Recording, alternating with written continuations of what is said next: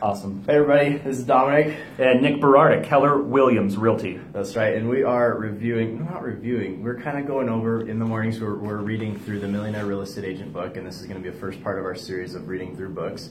And we've just finished the first chapter, and we wanted to kind of go over the key points of the chapter with you.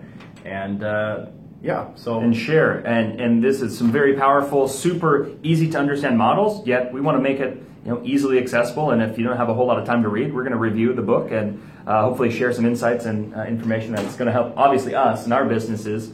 And we hope it helps yours as well. Yeah, exactly. So we're kind of going through the points that we came up with at the end of the book. First point is people have lived before us, and success leaves clues. So it would be wise for us to learn from their journey before starting on your own. And that's really true. That's what this book is. It's success from many other real estate agents. And the most interesting thing I find fascinating, the MREA Millionaire Real Estate Agent book, it came out of masterminds where Gary Keller pulled together the top of the top agents at that time. So because he understood and success leaves clues. So why not talk to the most successful agents? So follow what already works and the big models out there. And that's the next point here. Big models lead to big success.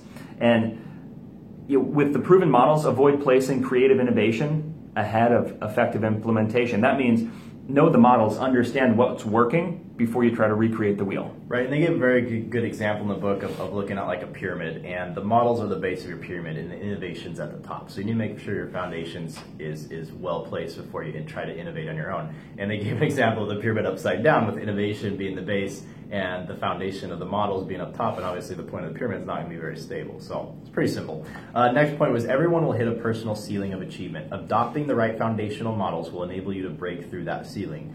So this is a way to make sure you can grow as much as you can with the current models before you start to innovate and improve. Everybody can do this. They have a level and ceiling of achievement, and then with the right models in place, with the right people, the right tools and systems, there's no limit to where you can grow your business. And the huge thing, the big aha for me is that when they broke down and said, hey, what are the big pillars in real estate to build a really, really big business? It came down to 3 L's. The 3 L's in real estate are leads, listing, and leverage. And we just went over the passage talking about if you're a really successful listing agent, well, a listing agent, you can work with 15 to 25 clients or sellers at a time. With the same amount of work, a buyer's agent can work with 7 to 8 buyers in that same period of time. Mm-hmm. Which would you choose? 15 to 25 or 7 to 8? Exactly. And so the 3 L's of the Millionaire Real Estate Agent are leads, listings, and leverage. And I'm going to go back here. There's a page where they really gave a good example of why they break that down. They said you can have a doctorate in real estate, which Gary Keller has. You can outfox professional litigator in a contract negotiation, so you can killer at negotiating. You can appraise a property better than anyone in your market. You would have more financing knowledge packed in your head than a mortgage guru.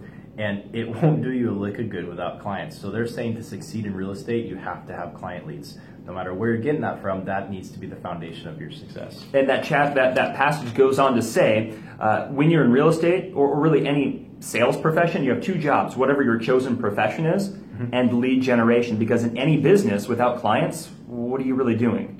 Exactly. So it's a pretty cool point. So everybody has 2 jobs, their chosen profession and lead generation. And then going back to the other point, listings give you control of your time, control of your marketplace, and control of your future. The thing we were just talking about, when you have a listing, the MREA would say for every listing you're able to market and can sell, you're going to get 1 buyer from that. Mm-hmm. Now that's not always the case when I'm working with buyers. I might go sell that, help them purchase their property, yet that's 1 sale. Versus if I have a seller, well, I'm going to sell that listing for them, and I'm going to find likely buyers at the same time. So that's correct. 2 for 1. Correct. And they're also talking about how leverage is about people, systems, and tools. It answers 3 important questions. Who's going to do it?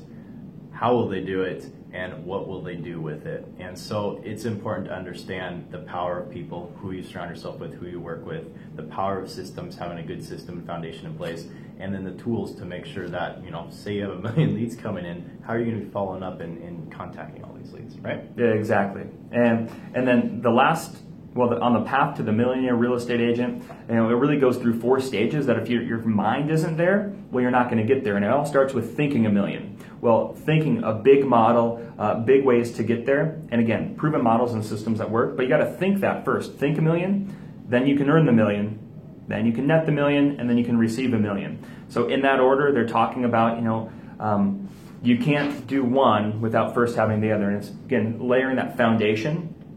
So I think it's just, it comes down to mindset.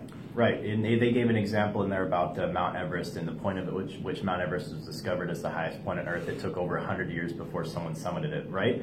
And then the next person to summit was within a year. So it's the fact that you have to be able to believe it's doable, and then you can get there. So just like the 4-minute mile, everybody said for the longest time, nobody can break a 4-minute mile. You can't do it. Physically human, you'd explode if you ran a 4-minute mile. And then somebody goes and does it. Crazy. Right. And then what was it? The next year, 17 people who prior to that thought you're going to die if you broke a 4-minute mile. 17 people the following year did it. So again, success leaves clues. Right. If it's been done before, well, why not you? You can do it exactly the same if you follow the models and follow the steps involved. So just reading through this is helping me kind of re-engage and figure out, hey, what are the right steps to building my business? And I'm sure it's having some impact in yours as well. Mm-hmm. Thinking $1 million. So that's where we're starting. And hopefully you can continue to join us through reading through this book. Let us know if you'd like a copy of it. We can get you one. Yeah. The Millionaire Real Estate Agent. I'm looking forward to sharing Dominic and going through this with you and sharing it to everybody out there.